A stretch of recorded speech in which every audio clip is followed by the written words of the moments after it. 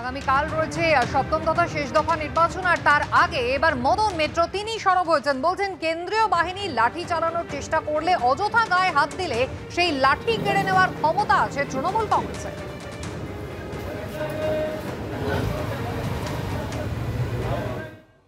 কেন্দ্রীয় বাহিনী বলে আলাদা করছেন কেন আপনারা? কোনো মানুষ যদি অসুস্থ হয়ে পড়ে, কোনো মানুষ যদি তারা মনে করে যে তাদের ওয়ারেস চাই, আমি তো তাদের দেওয়ার পক্ষে। কারণ সবার উপরে মানুষ সত্য, তাহার উপরে নাই। খালি কেন্দ্রীয় বাহিনী, কিন্তু কেন্দ্রীয় বাহিনী যদি মনে করে ওই লাঠিগুলো দিয়ে লম্বা লম্বা লাঠি দিয়ে পিটাবে, আর টমি গান আর এই গান দেখিয়ে, স্টেন গান দেখিয়ে তারপরে সে আমাদের স্টলে বলবে ওয়ারেস দাও, তা কি হয় নাকি? কেন্দ্রীয় বাহিনী ভদ্র ব্যবহার করুক, ভালো ব্যবহার করুক। লাঠি বাটি চালাবার চেষ্টা করলে, অযথা গায়ে হাত দিলে সেই লাঠি কেড়ে নেওয়ার ক্ষমতা তৃণমূল কংগ্রেসের আছে। রাজ্য বিজেপি মুখপাত্র এবং বিজেপি রাজ্যসভার সাংসদ শ্রমিক ভট্টাচার্য রয়েছেন টেলিফোন লাইনে। শ্রমিকবাবু, আপনি শুনলেন মদন মিত্র তিনি হুঁশিয়ারি দিচ্ছেন কেন্দ্রীয় বাহিনী ভালো ব্যবহার করলে অবশ্যই ভালো ব্যবহার পাবে, কিন্তু যদি লাঠি উঁচানোর চেষ্টা করে তাহলে হাত থেকে লাঠি কেড়ে নেওয়ার ক্ষমতা কিন্তু শাসক দলের আছে। কিন্তু ভালোই ছিলেন, শান্তিতে ছিলেন, আনন্দে ছিলেন, সুস্থ ছিলেন। আবার উত্তেজনা কেন? আবার ওনার মধ্যে এই ধরনের বীর রসের প্রভাব দেখা যাচ্ছে। উনি গানে, উনি রঙে, উনি আবেগে পশ্চিমবঙ্গবাসীকে আনন্দ দিচ্ছিলেন। রাজনীতির রঙ্গমঞ্চে নতুন ভাবে রাজনৈতিক কর্মীদের রসসিক্ত করে দিচ্ছিলেন। সেখান থেকে আবার লাঠি, এ তো রসভঙ্গের কারণ হবে না। না, উনি এরূপ মানুষ নন। উনি ওই দিন গান গাইবেন, আনন্দের গান। যে গান গাইবেন সেটা বিষাদের হবে না।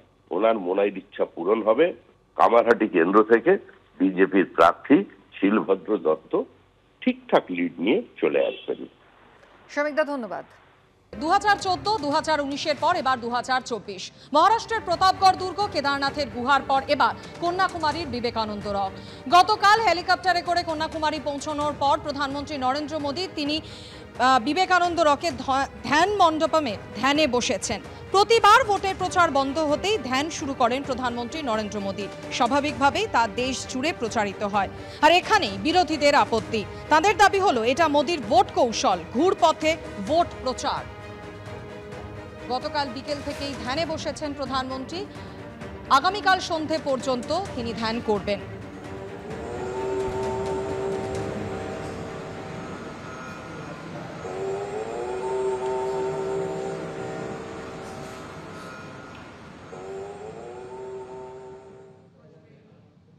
ধ্যানে বসাটা নিশ্চুপ প্রচার।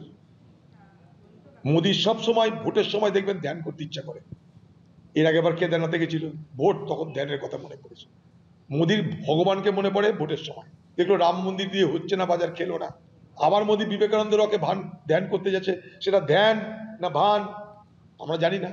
ভোট শেষ হয়ে গেলেও ভোটের দিন পর্যন্ত যেন মোদীর ছবি মানুষের কাছে জল জল করে।